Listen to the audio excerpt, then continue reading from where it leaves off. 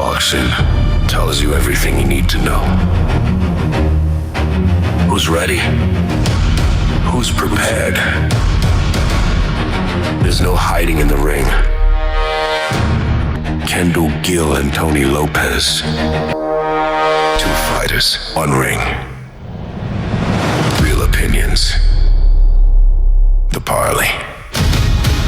What up, y'all? Welcome into the Parlay alongside 15-year NBA veteran Kendall Gill, who's not in studio today. Had to go to Minnesota, Northwestern versus the Gophers.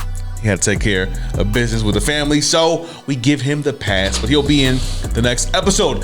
The Parlay is sponsored by Glory Wash Pro. Hey, if you need any pressure washer needs or concrete cleaning or siding, he got you. Look up Johnny Castro. It's on the screen there for you. Glory Wash Pro, they take good care of you. And also by Daryl Rivera, State Farm Services. If you need any type of insurance services, from car to home, whatever, he got your back.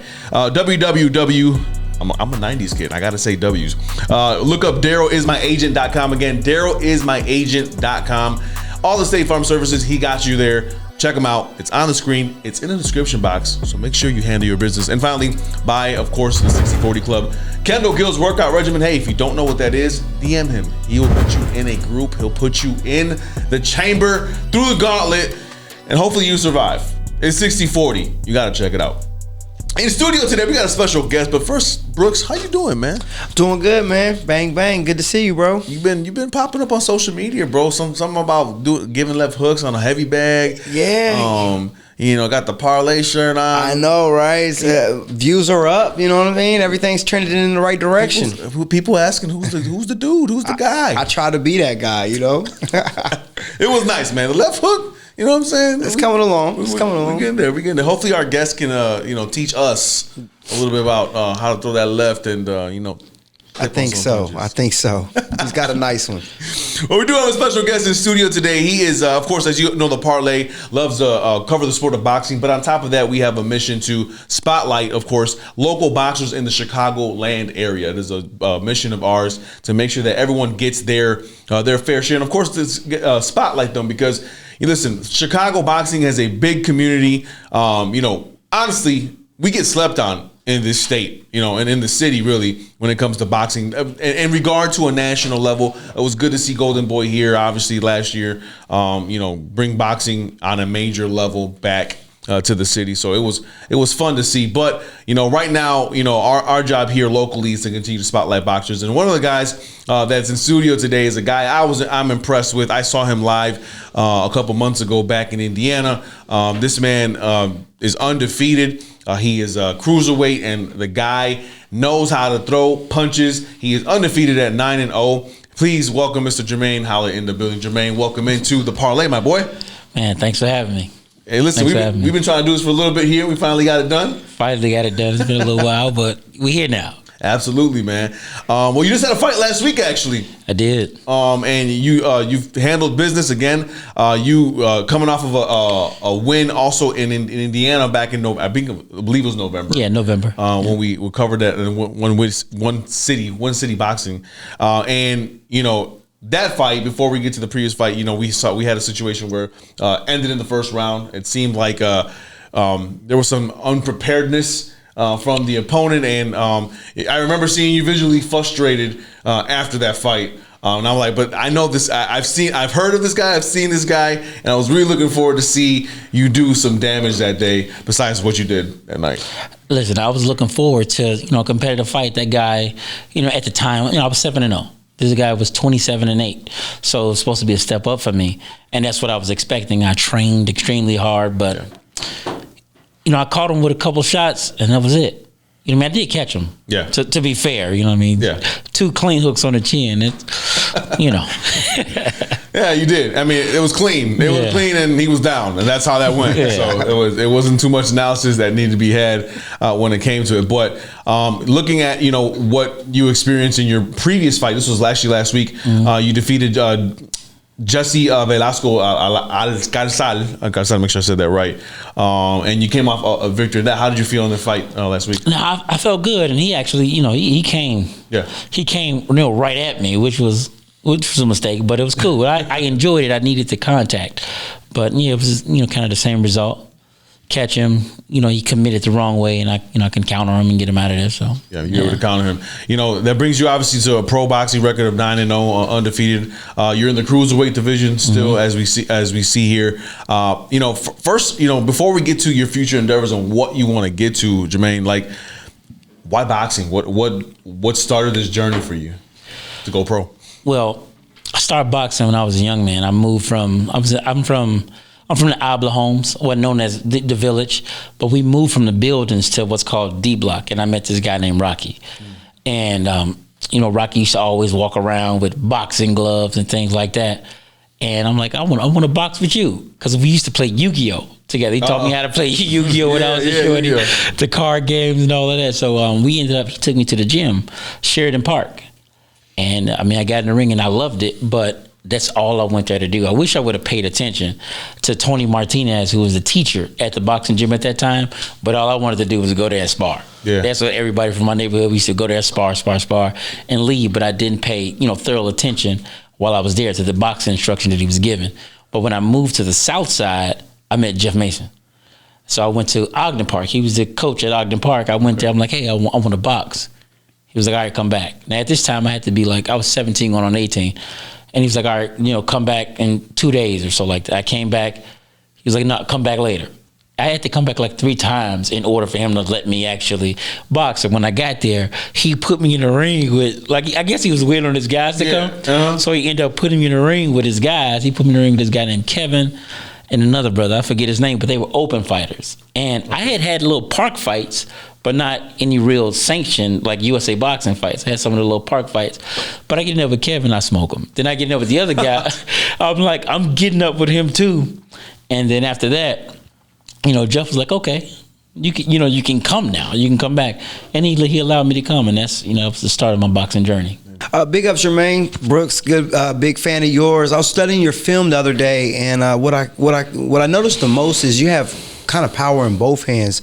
Is there any type of training as far as your boxing training or strength and conditioning training on how you're able to do so well with your right hand and maybe your left hook as well?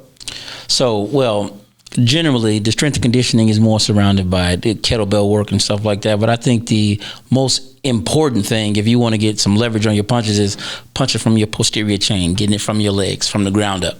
Gotcha. So I try and punch like that. I mean, you know, we'll see how the power translates as the competition gets stiff. Gotcha. So, another thing I wanted to ask is, would you say you're more of a counter puncher? I'm whatever I need to be. Whatever I need to be to win. But yeah, counterpunching is probably what's natural to me. I see, like, it looks like a lot of times you throw a little bit of offense to get some defense back, to set up better angles, superior angles for your shots. Does that sound about right? That sounds about right. And I'm in the beginning phases of my career, so you generally, it's a big difference between being an amateur and a pro. Mm-hmm. So right now I'm still learning how to be a pro and different things I'm attempting and stuff like that. So I want to kind of make sure I'm not skipping any steps, you know what I mean? Awesome. Looks like you're doing a great job, bro. I appreciate it, big dog. Respect. What's your nickname, Jermaine? I don't have one. You ain't got one, right? I was looking. I'm like doing my research. I'm like, you don't got a nickname. I ain't got one. My middle name is Ali. Okay. Which my granddad was a big Muhammad Ali fan. So, okay. You know, that's my middle name. But, okay. So I just go by my entire name, Jermaine Ali Howlett. Yeah. Okay, Jermaine, but Jermaine Howlett sounds like it sounds like a grand name. It sounds like this dude does something, got right? Some power. He does something. Yeah, absolutely. You know, talking about, you know, obviously your style and we talked about your record. You know, there's obviously an end goal in boxing, right? People who do box, you know, their stories are all very interesting. Boxing is not the prettiest sport in the world, right? You have to really work at, you know, to work your way up in the rankings. Number one, you got to find promoters who are willing to promote you, that have your best interest, right? And that whole dynamic is very interesting. We all know the world of boxing is not the prettiest thing, but for you, what would you say your end goal would be? Seeing that you've had success here in the beginning of your career, do you look to expand into getting promoted by, you know, the big major promotional companies? Do you want to fight anybody, anyone, anywhere, right, around the world? What does that look like for you? So as far as like promotion and stuff like that, that'll come when it comes. Right. You know what I mean? That'll come when it comes. There'll be opportunities there, you know, like, so right now, at this particular time in my career, yeah, I will fight. People have given the opportunity, and when people do, reach out, stuff like that, it just has to be. You got to make sense. It can't be anything that's ridiculous. You don't want to get yourself caught up in any type of, like litigation or bad contracts, things of that nature. So yeah, but it is whoever, whenever. You just got to be prepared. And like right now, at this point in my career, I am learning more about being a professional fighter. But absolutely, yeah. I'm assuming one of your goals in this journey is to get a belt, to be a world champion. If that's not your goal, you're in the wrong sport, man. Absolutely, without question. Who's a guy that you? I mean, this is obviously a very. It almost sounds like a generic question, but it is very interesting. Who's a guy that you looked up to in boxing and said, "Man, he's either inspired you or you wanted to box his way," or what's that look like for you? Andre Ward. Ooh, Andre Ward. Yeah, Andre Ward. Andre Ward has probably been the most like the heaviest influence on me from a boxing perspective. I don't think he necessarily gets the credit he deserves for how good he is in the ring, how great he is in the ring, and even just outside the ring, the character that he has. But that's been the heaviest influence on me from a boxing perspective. And if y'all don't know who Andre Ward is, please, I mean, if you're watching the show, you better know who it is. But Andre Ward, one of the cleanest, especially towards the end of his career, boxers. He wasn't perfect. He got stunned by Kovalev, he had. It comes with the territory. Yeah, it comes with the territory. Everybody get hit, man. Everybody's Floyd. Look up Floyd Mayweather 5 times getting stunned. He got stunned. Look, if you ain't been stunned yet, it's only a matter of time. So But Ward was that's a great name right there. I've asked that question plenty of times. Nobody ever has mentioned Andre Ward. Shockingly, really, because Ward had all the intangibles. I feel everything, man. Everything. People need to go and look at his career. Yeah. Everything. He wasn't the biggest guy. He wasn't the strongest guy. He wasn't the fastest guy. He was whatever he needed to be in the moment. And yeah. You're very young in your career, Jermaine. What do you, when you're in the ring, you're finding people that are really experienced or that maybe don't have that much experience as well. What do you see in the ring sometimes from your opponent that you say, okay, I think I can take advantage of this situation? Is there a confidence level where you can tell right away, I got this, I know exactly what I'm going to do in this fight? Or is it just kind of, it comes by the minute, you're adjusting? Yeah, so in the beginning, it depends. Like, so they say, you got to do your homework first and foremost. If you know who you're fighting, you should watch them. Yeah. A lot of people say, well, I don't watch anybody. Floyd said that. I don't watch anybody. They got to adjust to me. I watch everybody.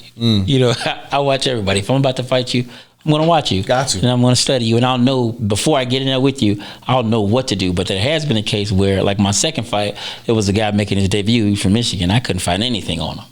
You know what I mean? I could just see his name on like the Michigan Golden Glove papers. And, okay, he made it to the finals here. He won here. I could only see his name, but I couldn't see anything that he's done, like any video. Yeah. So I had to really just take my time with him and see what was going on in there. And it was my second fight. Turned out to be the best one for me because before I turned pro, I hadn't fought in a couple years. I'm like, okay, because COVID happened and it shut down the Golden Gloves and all of that stuff. And then I'm like, okay, I'm not going to go back into the Golden Gloves again. I'm going to turn pro when it was time to. So I just turned pro. I ended up fighting this dude, and I had to kind of figure him out. It took me around. When I figured him out, and I eventually stopped him, but you pick up things, how they move their feet, how fast are they, stuff like that, and then you can determine how to proceed from there. I'll ask you this. You're a boxer, of course. I like asking the dynamic between boxer and trainer. You have the father and son dynamic, right? You got the guy who's been with you since day one, right? Do you feel like a father and son dynamic is not suitable for your whole career as a boxer, or do you feel like maybe you shouldn't have a family member of sorts in your corner? And I ask you this because we've had a lot of different boxers that have fathers, and we've seen it crumble towards the very end. And the most recent example of this, not fully, but is the Teofimo Lopez and father, right? How do you feel about that as a boxer? So I think it depends on the dynamics of your relationship outside the ring.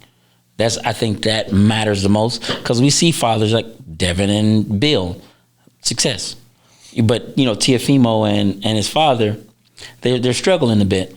But I don't know if that's because father-son dynamic or just like seniors not willing to step away dynamic. Because if you look at, you could take those two fighters and you can just look at the difference.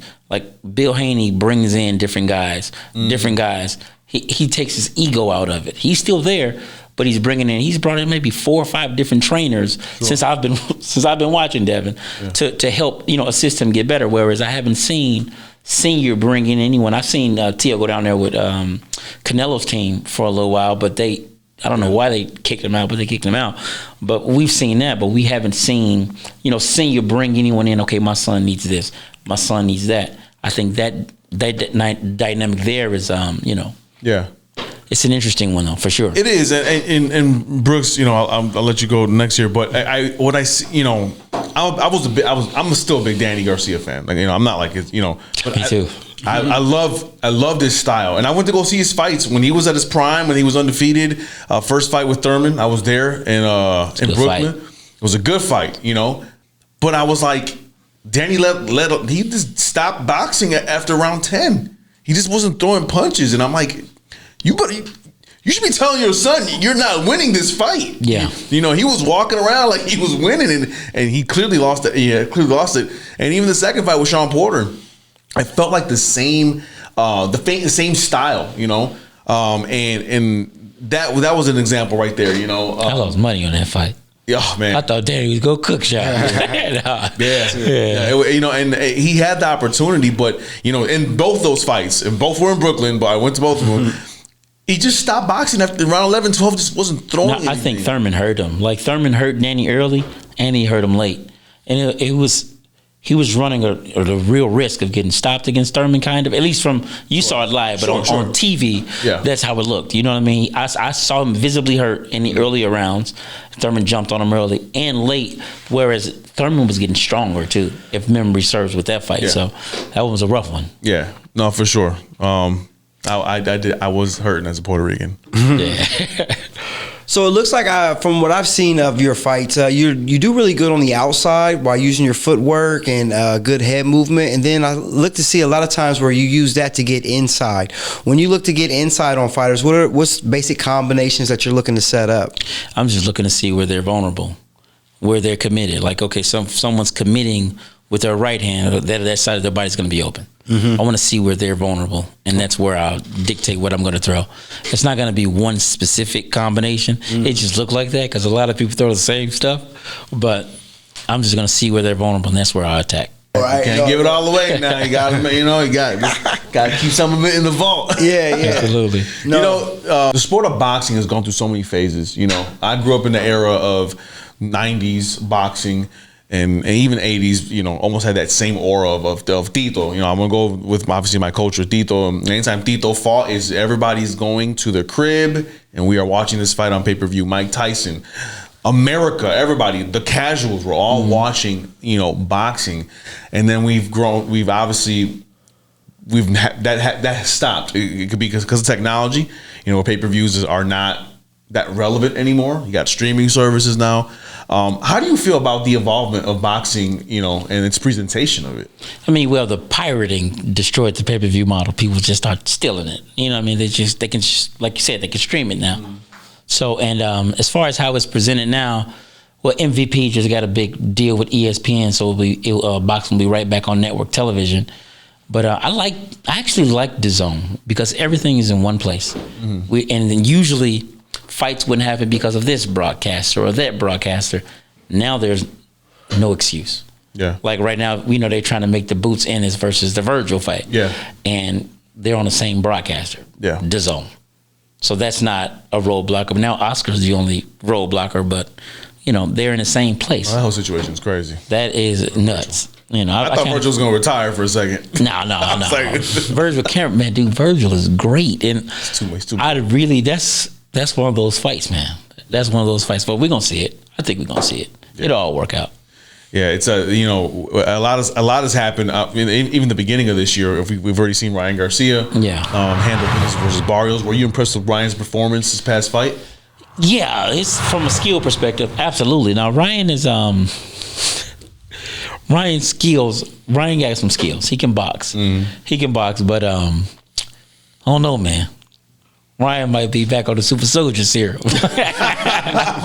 Ain't no way he went from. He looked phenomenal. I'll say that. Yeah. But ain't no way he went from a monster versus Devin, pedestrian versus Rolly. After he's under the scrutiny that he was under for popping hot, he was under severe scrutiny. He had to box Rolly. He looked pedestrian, like he didn't belong in there. When the expectation was for him to beat up and knock out Rolly. And then he went to Barrios and looked. Now, the skill development, you can't argue that. That stuff can't give you skills. But man, he was, every time he hit Barrios was it was a thump. So I was like, wow, okay, well, With the right. Yeah. well, you know, No, he was using his right hand this time. he was that heavily. nice over him. But he used his right hand against Devin too. People were just talking about the hook a lot. And all you gotta do is watch him. Ryan always uses his right hand. Just more emphasis on the hook because it's so fast and sharp. You can hardly see it sometimes. And so you was a boxer, you know, when that was coming out, after the Devin fight, and you know, when he got suspended, and he was denying, like, Come on, dude. Yeah, but yeah. you a boxer knows, right? A boxer knows. You know. And you come when it comes to stuff like that, a boxer knows what's put in their system, and a boxer knows if there's, you know, some concrete suckers in your glove, right? You Listen, know? man, and that derailed a beautiful career. Look, what Cotto do you think we'd have got if that never happened to him? So you believe that they definitely cheated for that fight? Absolutely. Listen, man, the burden of proof in a civil case is the preponderance of the evidence. It's not without reasonable doubt. Yeah. That's like a criminal case. But if he got caught with it right after in the Mosley fight, and we see he got plaster Paris in his gloves, we don't know how long he's been using that. And he was a world beater before he got caught with it. And he ain't had a knockout since after. Yeah. After he got He was caught, not- yeah, he was knocking nobody. Now he's destroying people. even when he fought Cotto again, Cotto said, I didn't feel any of his punches. None of them.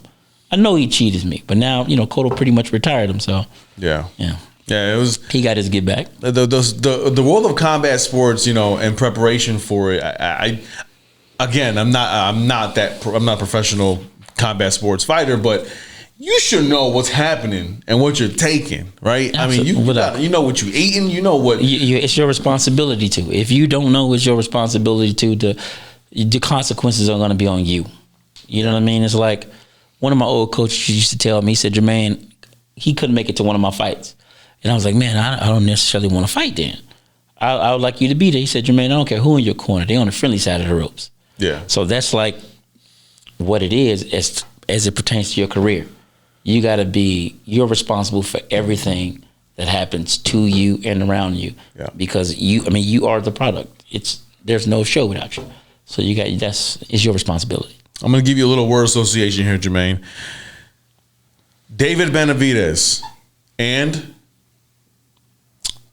Are you talking about from a fighting perspective? just give me somebody. But he's a cruiserweight now. David Benavidez and what's the boy name? Jai Apatow. Okay. Yeah. All right. I'm going to say it again. David Benavidez and Jermaine Howlett. Absolutely. That'd be fun.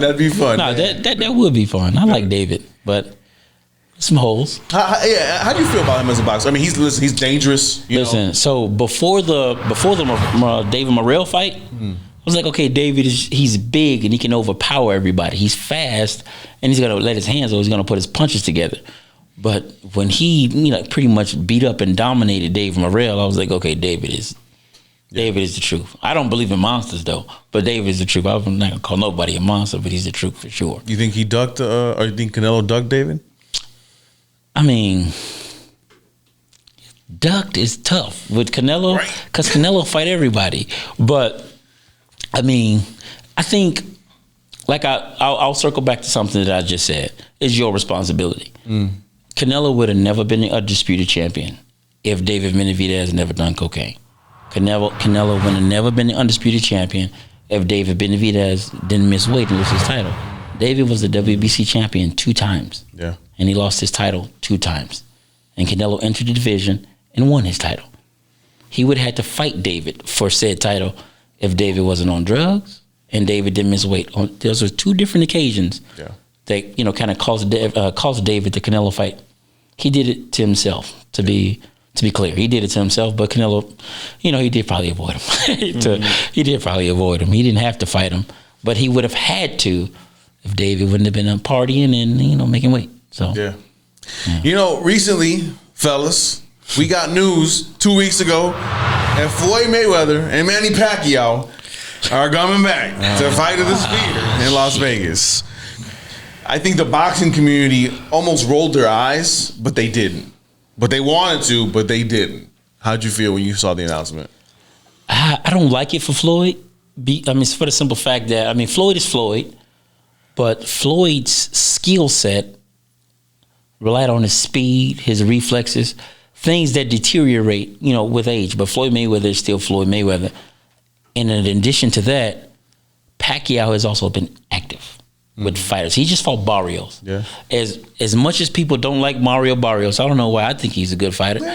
But, he just fought Barrios pretty hard. He wasn't Manny Pacquiao, but he was active.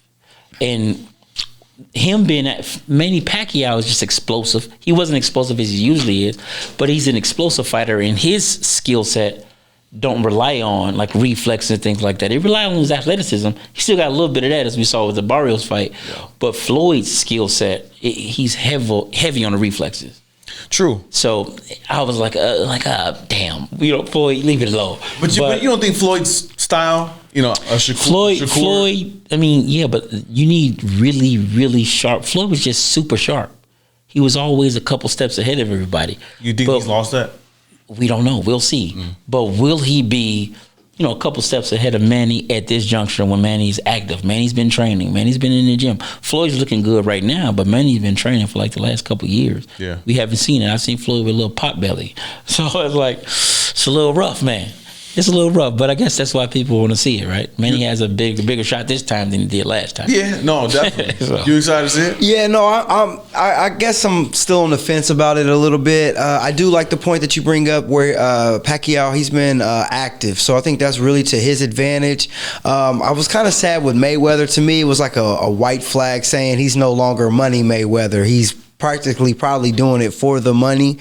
So it was kind of disappointing that you go from being this icon that, he was the first fighter to ever get paid off of soft drinks that was sold at the tickets, you know what I'm saying, at these venues, the concessions. Events. Yeah, the concessions. So let me ask you this, right? Mm-hmm.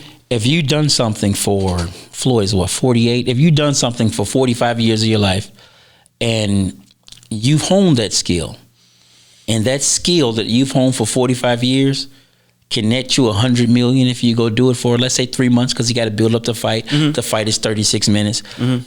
If you have the ability to do that, and you can go and demand, upwards of $100 million, let's say $50 million. If that skill that you've honed for that period of time could demand you that money, and let's say you do need it, would you go and get it? I would if I needed to, but he should be in a position where he doesn't even have to do that. He should be, in my humble opinion, in a position where there was a time you looked at Mayweather and he had Tank, he had Haney, he had all these up and coming fighters, kind of like De La Hoya does it sometimes. And they all kind of just left him, and he's kind of stuck there, kind of broke. So it's like I'm not hating on him. Obviously, he's probably got more money than what I ever will have, but I'm always disappointed to see see Mike Tyson, see Anderson Silva have to fight when these are great champions, and then you see a 7-8-year-old that don't really know that all they've heard is Mike Tyson or Mayweather, and then they see a shell of themselves. I think that kind of sets back boxing, sets back combat sports. That's kind of my take on it. Yeah, but see again, if you can go and command 50 million, 100 million, let's say, and you have the opportunity to go and do that, even if you don't need it, that's a lot. Right, if you're Jake Paul and you're like, a lot of bread. Let me fight Mike Tyson, or let me get Anthony Joshua, knowing that's probably the worst idea physically to do, right? You know what I'm saying? That was crazy. That was insane. That's smart, right? He went from. Do you get that That's much, where it's entertainment, right? That's where it's not the skill, it's not the sport, it's more entertainment. I don't think. You're saying it dilutes the sport. You're right. The build up for Pacquiao and Mayweather was huge. That was like the fight of the century. Mm-hmm. I don't think that people on YouTube, you're going to see 5 million people watch that fight within 2 years. And You talking about the new one or the old one? The new one. The Okay. old one, yeah, for sure. Yeah. But this new one, it's going to be like Hulk Hogan and Macho Man Randy Savage out there. You see what I'm saying? Like, Maybe, but if it's people, going to be like these guys with the tape. With the tape. you know what I mean? Like it's going to be a shell of themselves. You see what I'm saying? It's not. yeah, I mean, he's going to be a shell of himself. But if he can go and dictate. If he is running low, there's respect. If he is running low on funds, yeah. If he is running low on funds, he can go and command 100. He can go and command 100 million. Why not go get it? I mean, I'm not saying not to. You know what I mean? Yeah. Like, obviously, if anybody given that opportunity, and to your point, he's done a lot to put himself into that situation. Position. Yeah, into that position. But for I would say anybody that really follows boxing and combat sports, there's a time when you're just supposed to give it up and let the next people go. And you know what I'm saying? I agree and there. be an ambassador of that. You know what I mean? I agree there. So I would rather see that than see, let's say he gets knocked out 30 seconds into it. Horrible. Then all you see is memes for the next 6 months. Is that really what we want to see of Mayweather? You're going to see meme for an eternity if Floyd gets stopped. Right. You see what I'm saying? The meme's not going to stop about I look at like Crawford. I think he still got a couple more fights in him. And he might be able to come back and do so. But I think he was smart. If he bows out and just stays out and helps people get better, I think history is going to be better on his side than if he goes but I think 5 years from now and flops on his face. And I think Bud owes Canelo a rematch, man. Canelo didn't have to fight Bud. They paid him, but he didn't have to fight Bud. Wait, hold on. You think Bud owes? I think I disagree. Yeah, because listen, man. Please explain. He gave him the opportunity, bro. He gave him the opportunity.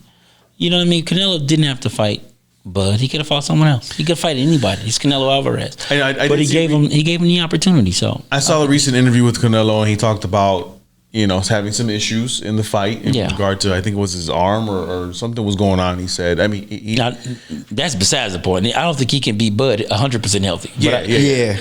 I'm just talking from fighter to fighter. You feel me? That's what I was talking about. Like, okay, he gave you the opportunity from a boxing morale standpoint. Yeah, give it back to him. Exactly. That's what I'm talking about. Not from It was impressive. I mean, Terrence was first, Listen, man. and he attacked when Canelo would not. I mean, he was just too smart. He was too good. Bud was first. Bud was last. Bud was his fight IQ was off the chart. He kept stepping around him. It was a beautiful fight. So much to learn from running into jabs over and over. We're gonna wrap up here in a bit. Shakur Stevenson, real quick. I got him in my top 3 pound for pound. I'm gonna ask you your top 3 here before we leave, but he's number 3 to me. I mean, people don't like his style. Let me maybe rephrase this. The casuals don't like his style because they say it's boring. But let me tell you, his last fight with Teofimo, I had popcorn on my lap and just enjoyed the boxing lesson that this man was pouring on Teofimo. How do you feel about Shakur, man? Listen, so you know how you coach basketball. You know how Steph Curry got all the kids want to shoot threes? Yeah. Shakur got everybody trying to jab. Now after that, that was a beautiful performance, man. Yes. That's a great point you just said. That he got kids they're Philly shelling, but jabbing. Getting that jab out there. Listen, I saw a reel that this guy made. It was hilarious. It was on Instagram. And he was jabbing. He jabbed from the gym to the car to the dinner table. It was real funny, but it was as a result of Shakur's performance. But yeah, he's amazing, man. He's amazing. He takes down Devin Haney, right? No. You think Devin beats Shakur? I think Devin beats Shakur. Well, you crazy. Let's talk about it. Let's talk about it. So I think Devin beats him. So styles make fights, bro. Right. And Devin is bigger and he's longer than Shakur. This is true. And their stardom level is about the same. So Shakur is saying that, they got to have a rehydration clause. Devin doesn't have to. He doesn't have to, do that. Ryan doesn't have to do that. Conor Ben. Those guys don't have to do that because their level of stardom is about, relatively equal to Shakur's. But back on Devin and Shakur, Shakur's distance management is why he dominates people. He's always a step too close or a step away. Like Shakur knows how to manage his distance. Beautiful. So does Devin. Devin's faster than Shakur is, and his arms are longer. I'd like to see that fight, but I think Devin will outpoint him. Devin's faster than Shakur Stevenson? Absolutely, without question. I'm gonna have to review some tape.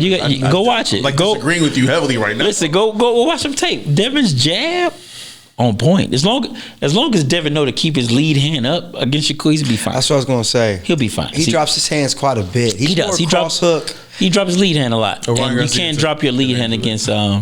You can't drop your lead hand I against. feel like Stevenson with his southpaw. footwork and jab, he can minimize a lot of what Haney's going to try to do. Devin's gonna always step around. Devin's feet is always moving. Well, this is my thing, is that I feel like Devin has issues with southpaw and softballs. And listen, I'm one of the guys. You can hate me all you want. I still think Devin lost to Lomachenko I do too. Really? by a round. Yes. I do too.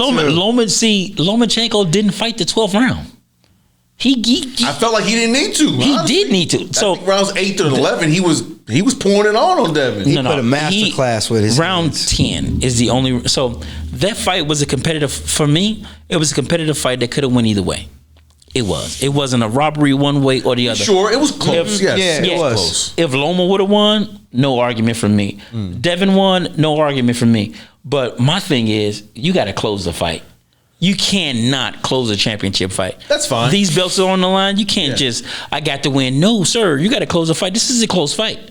Yeah. And if you watch the first couple rounds, Devin was going to the body religiously. He was winning. You know the what I first mean? fight. It was In the beginning, yeah, it was for tough. It took Loma a little minute. To put it this way, the cleanest rounds of the fight, Lomachenko won. He By won a the landslide. cleanest rounds. Yeah. He did.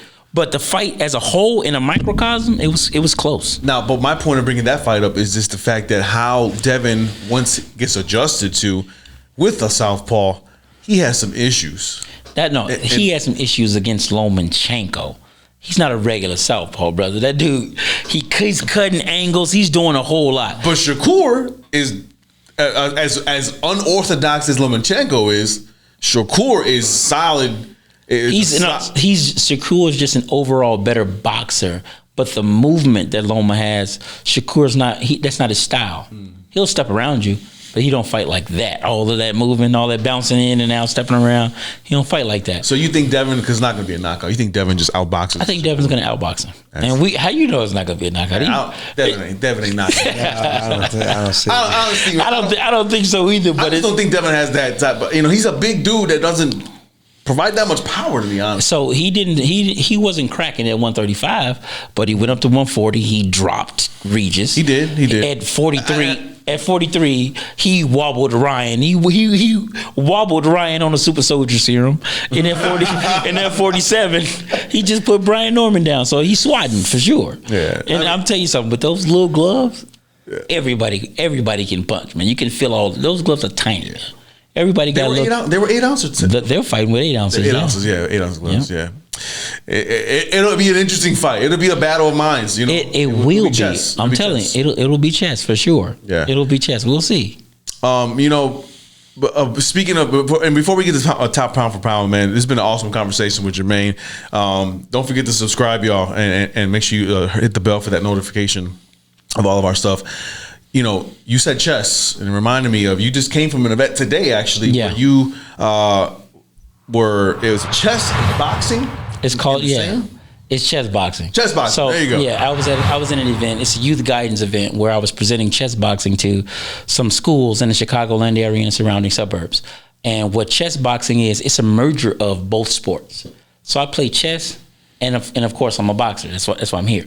But it's a merger of both sports. Now they do it often abroad, like Russia, France, different places like that. They do it. So chess, you play a round of chess. You play a game of chess. You have your clock set up. You play a game of chess, and you go. If that game is not over within the 3 minutes, so you have the chess clock and you have a round clock, like a boxing round clock. It's set to 3 minutes. You get the 1 minute break. So if the game is not over in that 3 minutes, you go and get in the ring, and you box. If no one gets stopped, you go back to the chessboard and finish the game that you are playing, and so on. So if you don't win the game there, you got to go back into the ring until someone gets either checkmated or knocked out, and or the clock run out on the chess clock. Sure. So yeah, it's a very interesting sport. That's dope. It's a very. How did you do? I did great. So I imagine so. No, I did great. So we went to Serbia. Went to Serbia last year for the World Championships. There were like 38 different countries. You had Russia For this? for chess boxing. Yeah. Oh man, it's a big deal. I didn't know. Dude, Yeah. they had in the last different countries with this. listen, in the last Olympic Games they had Like before the actual Olympic Games, Yeah. they had a chess boxing exhibition. Okay. So no, chess boxing, it's an emerging sport. It's bigger abroad, but Okay. we're trying to get it off the ground here in America. Some of my guys was just at MIT doing a little. Yeah. Today, actually, they were doing some stuff. They were showing it, but we're trying to get chess boxing off the ground here. But you asked me how I did. I fought this Russian cat. He was like master level on a chessboard. So I'm like 1800, and the difference would be 1800. Then you got expert, then master. So he was a little ahead of me. He was better than me on the board, but in the ring, I scraped him. Like I beat him up in the ring, man, but I didn't stop him. There we go. And when we got the first round of chess, it was competitive. The position was so-so, but then we got to the ring, smashed him. But when we got back to the board, he beat me with like a second left. I was salty. Wow. I was salty, man. My heart was broken because I know I had him now. Yeah. I'm like, okay, I know what to do to you. I figured him out, and my style is not just to run up on you and try and stop you. I'm gonna use my jab and figure out what you got. And when I was boxing that dude, sometimes when in the ring, you fought. Sometimes when in the ring, you can tell, okay, this dude is cracking. Yeah. Like, dude, he hit my arm. I was like, okay. Now I got to get up on this dude because he's a little better than me at chess. So I got to get up on him. I ended up getting him, but I didn't stop him. But it took me a little second to really kind of get going because he was really, really strong.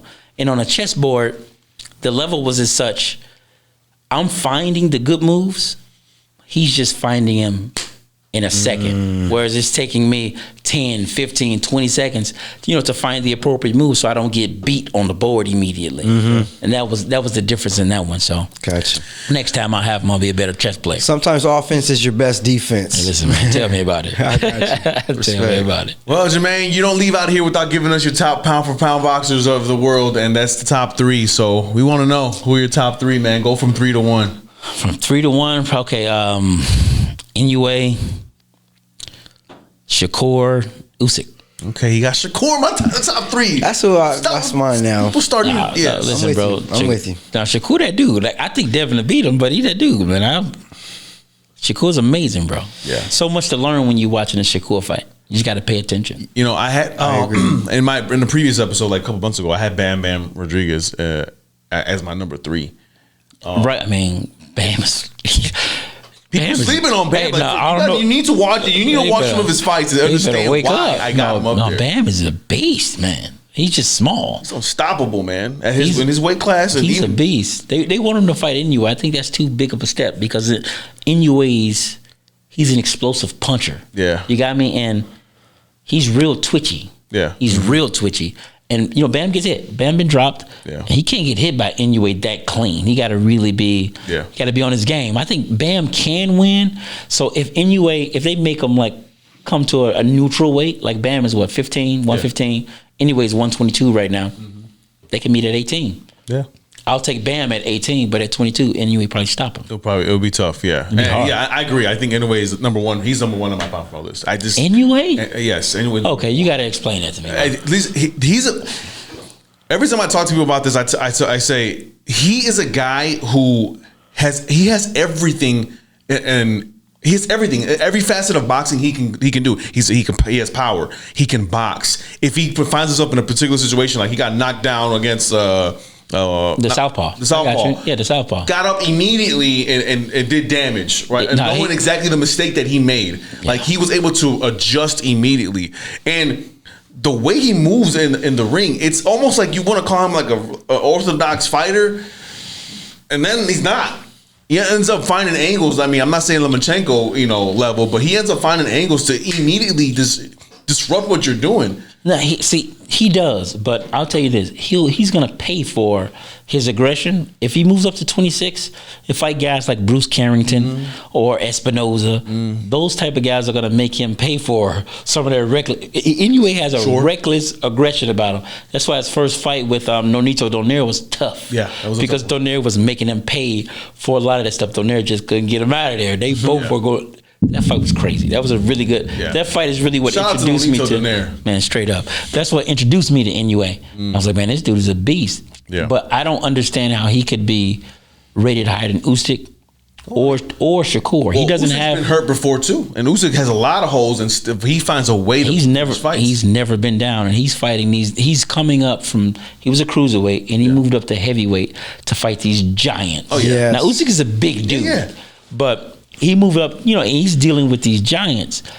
Whereas he's been hurt, but he's never been down, and he's always found a way to do what he got to do. We haven't even seen Shakur hurt, wobbled down, anything. And Inoue does not have a Teofimo Lopez on his resume. I always bring that up too. Like who's he fought? Who's he fought? He got some guys, but not a Teofimo Lopez. Recently, he's fought some good competition. No, I'm not knocking his competition. I think he has great competition. Yeah, just not Teofimo Lopez. We got to remember who that is. Sure. You know what I mean? And Shakur made him look pedestrian. He made him look like he didn't belong. That's why Shakur's up there for me. I think it's a skill set thing for me, and seeing how he's adjusted when he's been in a bad situation. Understood. Usyk's been the same way. Not knocked down, but again, you can tag him if you find him. You can. And then of course, with Bam Bam, I just think that he's just nasty, man. He is. He's top 5 for me. I think I got Bivol, then Bam. Yeah. So. It's gonna be fun. I can't wait to see the trajectory of their careers and how they go. And yours. Absolutely. You want to call anybody out on the parlay? No. Darn it! I thought I was gonna sneak that one in. No, I gotta call out Jermaine Howlett and do what I gotta do to get where I need to be. Hey man, that's awesome. Man. It was a pleasure. Thank you for having me, bro. Thank you for having me, bro. Nice to meet you. Yeah, you too. And we appreciate you coming out. Hopefully we get to see you soon, and hopefully your next fight, whatever that is, we can be there as we try to get to as many fights as we can. Absolutely. Honor and pleasure. Thank you for taking your time to be with us. Man, thank you, bro. Thank you for having me. I appreciate it. Absolutely. The parlay is sponsored by Glory Wash Pro, and of course, don't forget Daryl Washington State Farm Services. Check it out. The description's in there. You need to check out their services. They take good care of you. I need to talk to Daryl actually about some stuff myself. So Daryl, I'll be speaking to you very soon. And also, before I get out of here, I just checked my phone, and Puerto Rico's down 2-0 versus Panama. So here is my message to Puerto Rico. Sorry for the Spanish, gentlemen, if you don't understand it. Pero si ustedes llegan de no salir de este pool, yo voy a estar horriblemente triste, ¿ok? Así que, por favor, la República Dominicana están hablando muchas cosas. Yo solamente quiero salir de este pool. Y después llegamos a los semis, si eso es lo que Dios quiera. Pero dale duro, por favor. No pierden con Panamá, ¿ok?